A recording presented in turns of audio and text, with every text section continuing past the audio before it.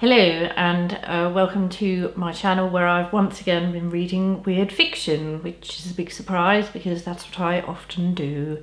I read the book of a YouTuber who is also a weird fiction writer. He's called Fredrik Knudsen, but I'll put his channel in the description below because he also does videos on different weird things in a series called Down the Rabbit Hole, which I enjoy very much. There's one on the unfortunate tale of Chris Chan. I don't know if you've heard of him. There's quite a recent one on the Finger Family children's songs, which are channels which are basically really bizarre, but I recommend them. They're strange and fascinating. I liked his book. I thought it was very good. The first story wasn't my cup of tea, but that's personal taste, I think. It's set in the Arctic, and I always feel that the Arctic is a very creepy place and is a good place for, you know, disturbing, lonely horror. But that wasn't the story that was told. But you might like it. It's not that it's not good or anything like that. It's just personal taste, I think. And the next stories I liked. I thought they were good, but they didn't knock my socks off, if you see what I mean. And the last two I really enjoyed. I thought they were quite exciting. The penultimate story has a kind of noir feel to it. Not overtly noir, but there's definitely like an element of it.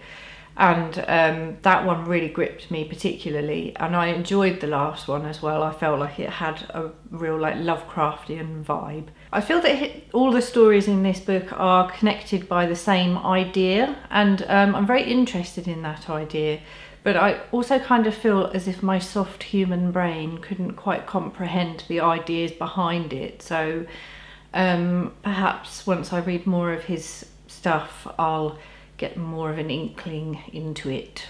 So that's called The Distended Eye by Fredrik Knudsen, and again, I'll put a link to it in the description.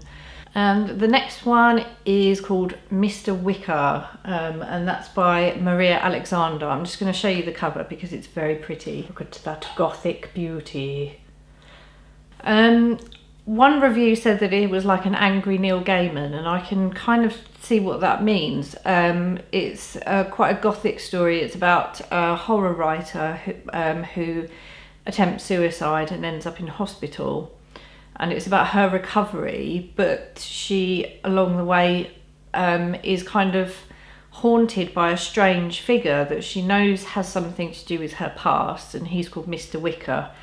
And without wanting to give too much away, he's a figure who steals the memories of children, but she ends up kind of in a situation where she's choosing between a real world man and this mysterious figure who may or may not have something to do with her personally, and I thought it was a really it was a bit of a page turner. I liked that. Yeah, if you like tales of gothicness, you've got Halloween coming up, then yeah, I recommend it.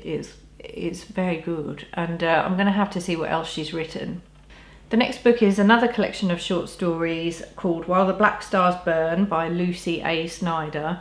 I'm going to show you the cover of this again because it's the thing, it's so shallow, but it's the thing that made me buy it.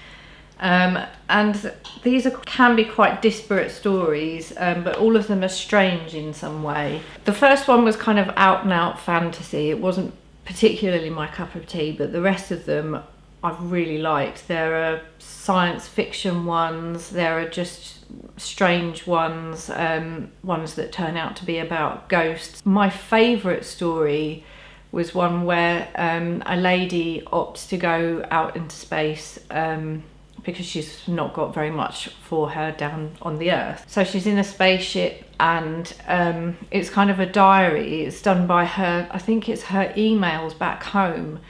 And you realise that there's something else on the ship with her, which is kind of an idea that may have been done before, but I just loved the way that the story unfolded and it grew slowly more and more disturbing.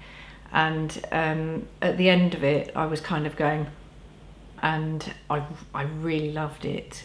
I felt excited by her ideas. The ideas were sort of making my own brain crackle and pop with thoughts of my own, which always tells me that I really love what I'm reading.